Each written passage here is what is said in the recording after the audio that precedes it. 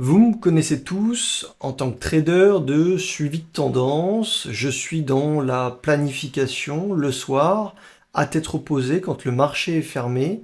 Je lance mon screener et je vais suivre les meilleurs actifs du marché américain ou du marché européen et attendre qu'ils se posent, qu'ils latéralisent et qu'ils contractent en volatilité et en offre pour avoir un scénario de suivi de tendance avec une contraction de la volatilité. On est dans la planification à tête reposée le soir quand le marché est fermé.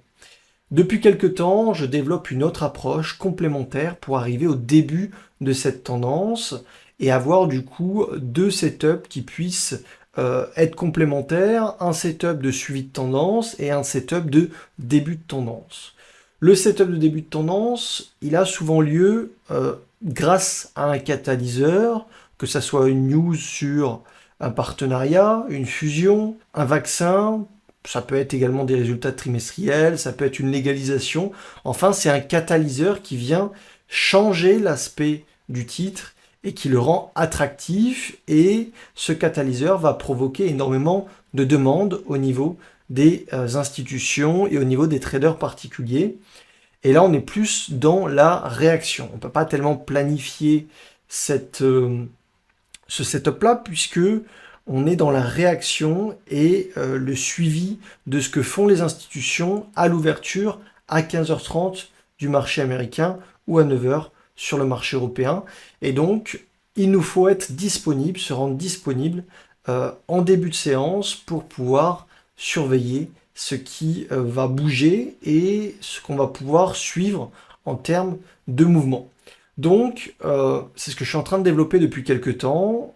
Je le faisais manuellement, mais c'est vrai que c'est toujours très compliqué de suivre énormément d'actifs. Donc, on est en train d'automatiser ça. Avec le screener de suivi de tendance, on va également avoir la possibilité de travailler les débuts de mouvement.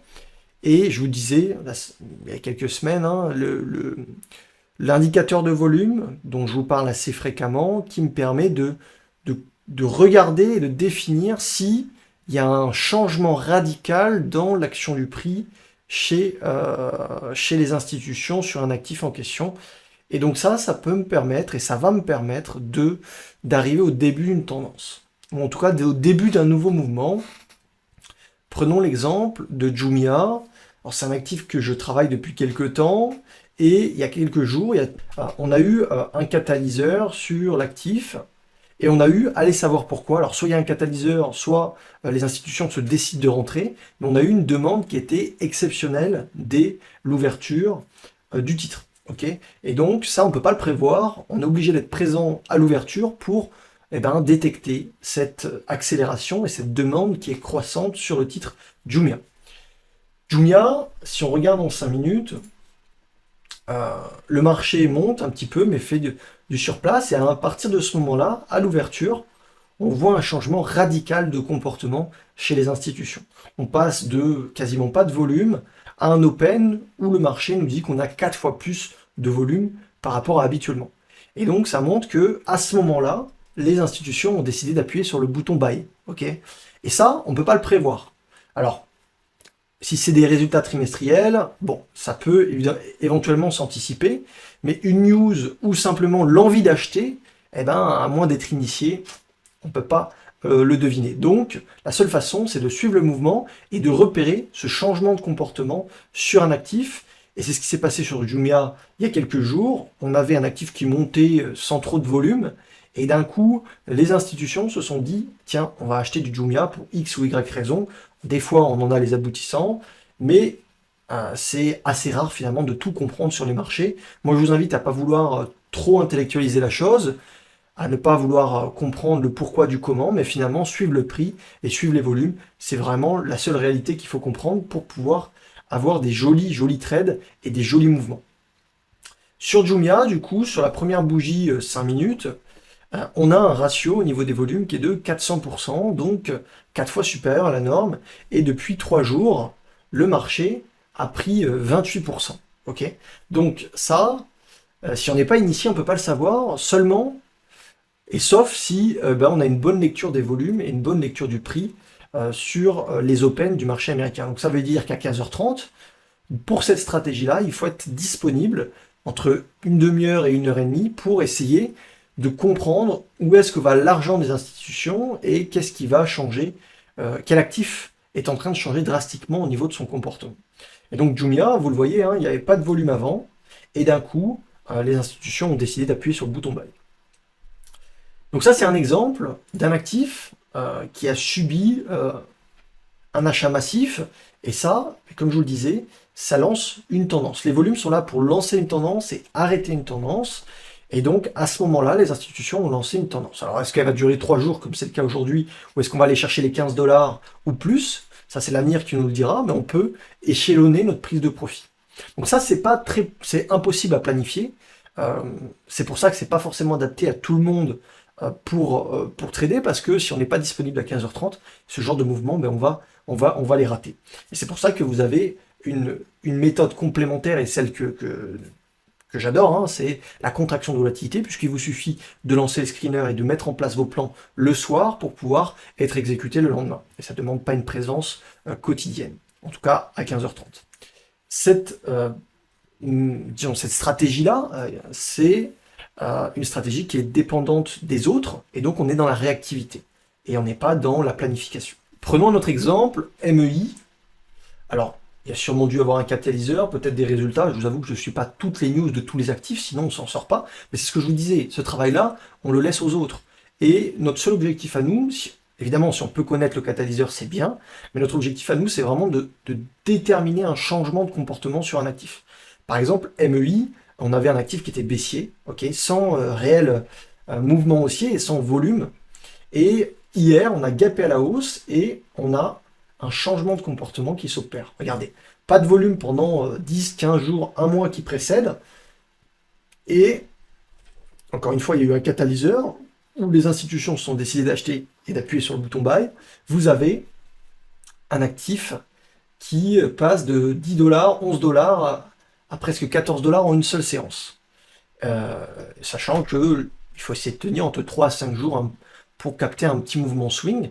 Donc vous voyez ici, là aussi c'est pareil, on a un changement de comportement sur l'actif.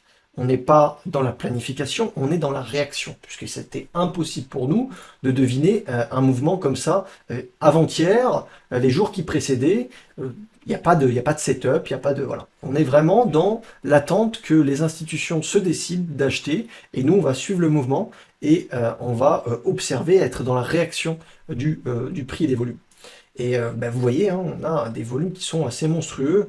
À l'open, on est sur 30, et puis après, sur la bougie qui suit, on a 738% de volume qui arrive, donc plus de 7 fois le volume moyen à l'instant T, et ça lance une tendance. Et donc ça, il est probable qu'on aille au moins dépasser les 15 $ sur MEI, et c'est un avantage. Alors, le désavantage, c'est qu'il faut être là à 15h30, donc c'est pour travailler les open range, sur un gap, sur une news, un catalyseur, suivi et acheté massivement par les institutions.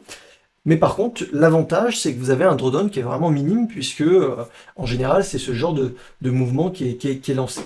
Autre exemple, sur Joby, dans l'aérospatial, on a une grosse latéralisation, et puis il n'y a vraiment rien qui se passe depuis un petit moment.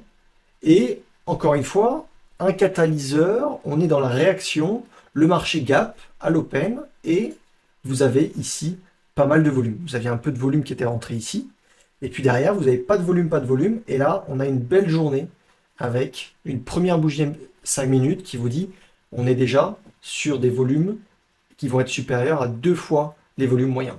Donc on a une activité des institutions. Alors c'est pas énorme, hein. Jumia on était sur 400, l'autre d'avant on était à 700, mais ça montre quand même qu'il y a une activité anormale, et mais ça c'était quasiment impossible à prévoir. Alors celui-ci était un petit peu prévisible parce que on a quand même une cassure de trendline, etc. Mais si on n'a pas ce genre de range, et on a juste un gap, c'est compliqué de pouvoir le prévoir. Donc on n'est pas dans la planification, on est dans la réaction.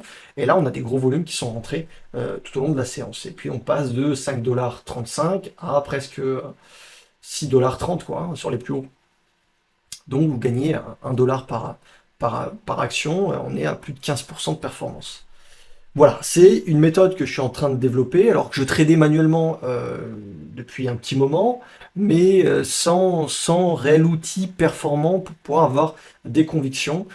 Donc pour les étudiants, j'ai fait développer cet indicateur de volume. Ça permet vraiment d'avoir des convictions supplémentaires et de savoir si vraiment les institutions appuient sur le bouton buy. Et bien, vous voyez, aujourd'hui, ça donne ce genre d'actifs-là qui peuvent proposer de la performance et qui sont suivis par les institutions. Donc, c'est une approche que je veux simplifier, un peu automatiser pour les étudiants, pour qu'ils aient les meilleurs résultats possibles et finalement le plus de conviction. Le trading, c'est un travail de conviction, donc, et ben voilà, cet outil a été développé pour ça. Si vous avez la moindre question sur l'outil, sur comment travailler un open range, c'est on est dans la réaction du marché. On attend que quelque chose se passe, un événement, qui est éventuellement un gap, ou pas forcément, mais que ça bouge massivement dans un sens, et que ça soit acheté massivement dans un sens. Ok, acheté ou vendu. Voilà.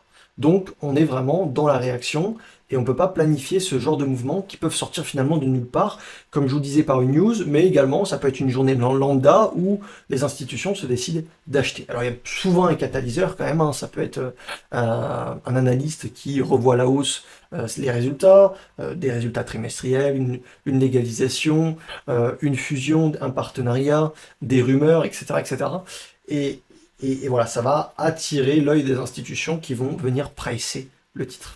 C'est ce genre de vidéo pour vous montrer un petit peu comment j'utilise l'indicateur et quel est l'objectif finalement, pourquoi j'ai fait développer cet indicateur-là. Ben, laissez un petit commentaire, un petit pouce bleu, ça fait toujours plaisir. Mais voilà, pour résumer, si vous voulez, c'est pour simplifier ce que je faisais déjà avant et en ayant plus de conviction. C'est toujours très dur d'extrapoler les volumes à l'œil nu et l'activité des institutions à l'œil nu, même si quand même on peut le faire, hein. C'est ce que je faisais, mais voilà, pour les débutants, c'est très compliqué. Et donc c'est quand même bien plus simple d'automatiser et systématiser tout ça avec un indicateur. Et donc ça vous permet d'être dans la réaction plus que dans la planification. Ce qui est bien, c'est que selon les profils, vous pouvez être soit, si vous avez que des disponibilités le soir, être dans la contraction de volatilité, planification des trades le soir, déclenchement en journée, vous n'avez pas besoin d'être présent, ou alors vous aimez bien l'activité dès l'ouverture américaine ou européenne, et vous allez être dans la réaction. Ou alors vous faites les deux, mais attention, on essaie de se spécialiser quand même. Je vous souhaite une très bonne semaine de trading à tous. Salut!